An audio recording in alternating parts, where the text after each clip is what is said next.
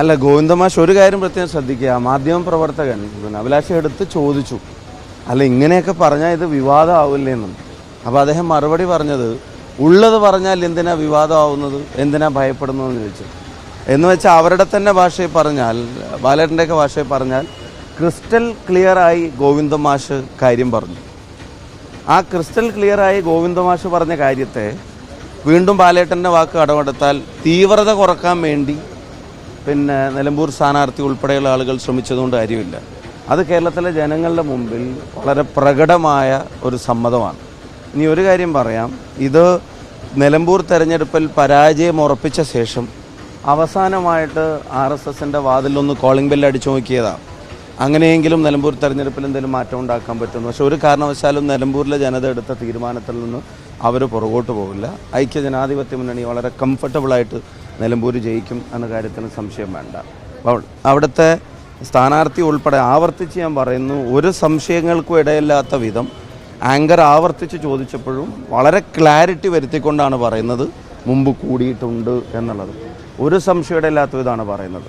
അപ്പോൾ അത് പിന്നെ സ്ഥാനാർത്ഥി വന്നിട്ട് അത് പിന്നെ ഉപതെരഞ്ഞെടുപ്പുമായിട്ട് ബന്ധപ്പെട്ട് ആ ഒരു സാഹചര്യത്തിൽ അത് ജനതാ പാർട്ടിയാണ്, അങ്ങനെയാണ് ഇങ്ങനെയാണ് എന്നൊക്കെ പറഞ്ഞ് ജനസംഘമായിരുന്നു എന്നൊക്കെ പറഞ്ഞ് അത് ഉരുണ്ട് കളിക്കാൻ ശ്രമിക്കുന്നത് അത് വളരെ പ്രകടനം. കേരളത്തിലെ എല്ലാവരും കണ്ടിട്ടുള്ളൊരു വീഡിയോ, ഒരു സംശയങ്ങൾക്കിടെ ഇല്ലാത്തും പറഞ്ഞിട്ടുള്ളൊരു വീഡിയോ.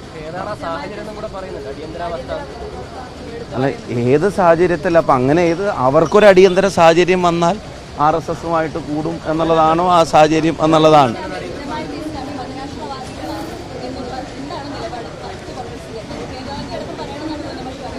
അല്ല, ഗോവിന്ദമാഷിൻ്റെ നിലപാട് എന്തായിരുന്നു?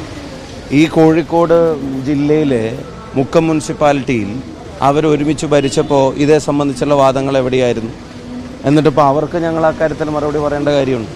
ഇത് ഇപ്പോൾ RSSുമായി ഞങ്ങൾ കൂട്ടുകൂടിയിട്ടുണ്ട് എന്നുള്ള പരസ്യമായ ഒരു, പണ്ട് രഹസ്യബാന്ധവം എന്നൊക്കെ പറഞ്ഞിരുന്നതിനെ അല്ലെങ്കിൽ അന്തർധാര എന്നൊക്കെ പറഞ്ഞതിനെ ഒരു എസ്റ്റാബ്ലിഷ് ചെയ്യാൻ വേണ്ടി തെരഞ്ഞെടുപ്പിൻ്റെ സമയത്ത് ഒരു ലാസ്റ്റ് ഞാൻ പറഞ്ഞ പോലെ അവസാനമായിട്ടൊന്ന് കോളിംഗ് ബെല്ല് അടിച്ചു നോക്കിയതാണ്. അതുകൊണ്ടൊന്നും നിലമ്പൂരിൽ ഗുണമുണ്ടാവില്ല.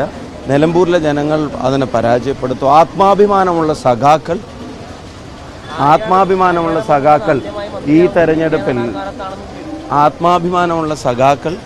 ഈ തെരഞ്ഞെടുപ്പിൽ തീർച്ചയായിട്ടും ഇതിനെതിരെ കൂടെ പ്രതികരിക്കുമെന്നാണ് ഞങ്ങൾ വിശ്വസിക്കുന്നത്.